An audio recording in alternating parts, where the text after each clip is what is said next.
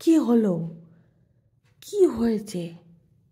হ্যাঁ, বলো, কি হয়েছে বলো। ঘুম থেকে উঠিয়ে দিলে কেন আমাকে? কোনো সময় তো এরকম করো না। আজকে কি হলো তোমার? রাত 2:20, আর এই যে মহারাজের অবস্থাটা দেখুন। মহারাজের অবস্থা দেখুন শুধু। কি হয়েছে? ঘুমাচ্ছিলাম, দৌড়ে এসে আমার কাছে এসে মানে করছে। যাই হোক, আমি জেগে গেলাম, লাইট জ্বালিয়েছি, একটু আদর করলাম। তারপর ভাবলাম আপনাদের সঙ্গে শেয়ার করি ওর কাণ্ডটা। কিন্তু এরকম করার একটা কারণ আছে। ও হচ্ছে মানে আজকে না, এটা গতকাল বলতে হয়।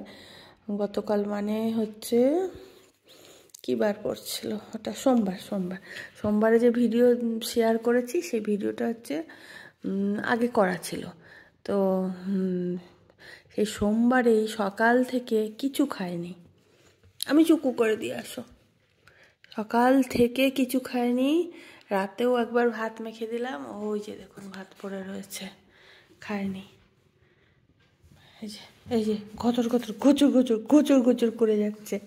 এমনি ঠিক আছে, এমনি যে কোনো অসুবিধা আছে সেটা না, কিন্তু খায়নি। কারণ একবার দুধ জাল দিচ্ছিলাম, ব্যাস দুধের গন্ধে এখন দুধ খাবে বলে পাগল। তো সেই যে একবার দুধ দিয়েছি সকালবেলায়, ব্যাস আর ভাত খায়নি। দুধ খাওয়ার পরে তাও খুব বেশি দিইনি, একটু জলের সাথে মিশিয়ে ওই 1 চামচ মানে 1 হাতা মতো দিয়েছিলাম, ব্যাস তাতেই হয়ে গেছে। তারপরে যে সকাল 10টায় যে ভাত দিই, সেই ভাতও খায়নি, দুপুরেও খায়নি, আর এই যে রাতের ভাত তো এখানে পড়েই আছে, নিয়ে এসেছিলাম যদি খায়, কিন্তু এখনও পর্যন্ত খায়নি, আর মনে হচ্ছে খাবে না। বেটু গো, ঘুম আসছে না? ও বেটু, যেহেতু বেটু জেগে গেছে, আমাকেও জাগিয়ে দিল এসে। কোনো সময় এরকম ডিস্টার্ব করে না, তো আজকে হঠাৎ কি হলো, এসে আমার মুখের কাছে এসে চাটু চাটু করছে। তো ভাবলাম কি জানি বাবা বমি টমি পাচ্ছে নাকি, সেই জন্য উঠলাম, দেখছি না, সে তো খেলার মুডে রয়েছে। বলছে আমার পেটটা চুক্কু করে দাও। এই যে শুয়ে আছে দেখুন। ও মা, পেটুতে তো গুড় গুড় করে ডাকছে, তার মানে তো খিদু লেগেছে এখন। কি গো বেটু? গ্যাসের ওষুধটাও শেষ হয়ে গেছে, এটাই হচ্ছে মুশকিল। নাহলে আমি যখনই দেখি এরকম খায় না, ও গ্যাসের ওষুধ খাইয়ে দিলেই 1 ঘন্টা বাদে ও ঠিক আবার খেয়ে নেয়। তো আজকে এটাই মুশকিল হয়েছে, গ্যাসের ওষুধ শেষ হয়ে গেছে। কালকে সকালবেলা গিয়ে গ্যাসের ওষুধ এনে রাখবো। হ্যাঁ বেটু, ও বেটু, ও বেটু, সকাল হয়নি তো, ভাবছে সকাল হয়ে গেছে মনে হয়।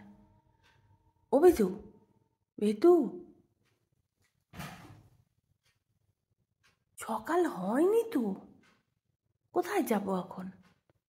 এখন কোথায় যাব? দাঁড়াও, 5টা বাজুক। বছো বছো, একটু ঘুমো ঘুমো করো।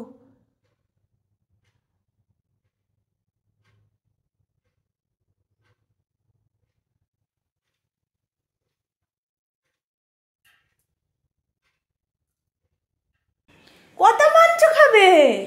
হ্যাঁ, শরীর ঠিক হয়ে গেছে? ওরে বাবা, হ্যাঁ হ্যাঁ দিচ্ছি। সকাল সকাল উঠেই আমি চিকেন সেদ্ধ করতে বসিয়ে দিয়েছি, যে এখন চিকেন সেদ্ধ ওকে দেব, চিকেন সেদ্ধ আর স্যুপ। এই যে এখন মনে হচ্ছে শরীরটা ঠিক লাগছে। কালকে সারা দিন খায়নি, আর কোনোদিনও দুধ খেতে চাইবে না, কিন্তু দুধের মানে দুধ জাল দিলেই দুধের গন্ধ পেয়ে যায়, তখন আর বাধ্যগত এমন করে যে দিতেই হয় আমাকে। তাও অল্প দিয়েছি, সহ্য করতে পারিনি। চলো চলো চলো, ঠান্ডা করি, আছো আছো।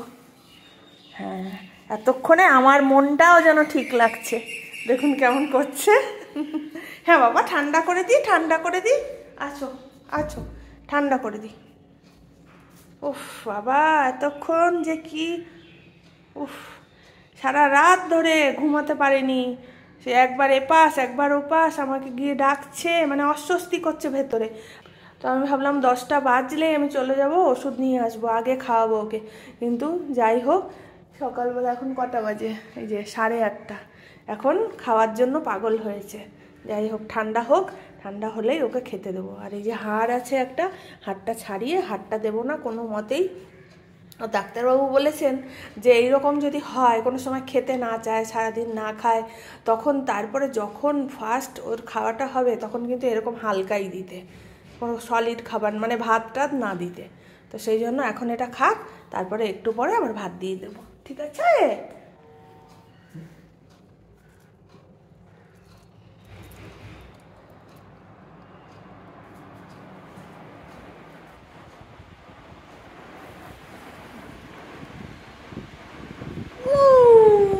খাচ্ছি খাচ্ছি।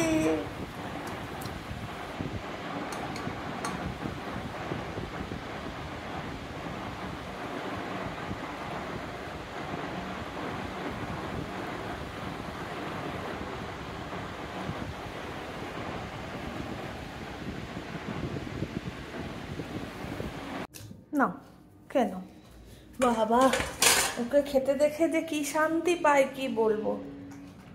কাল সারা দিন ও খাচ্ছে না, আর আমার কি অস্বস্তি কি বলবো আর। যাই হোক, খেলো শান্তি। তাও আমি যাব 10টা বাজলেই ওষুধটা এনে রাখবো।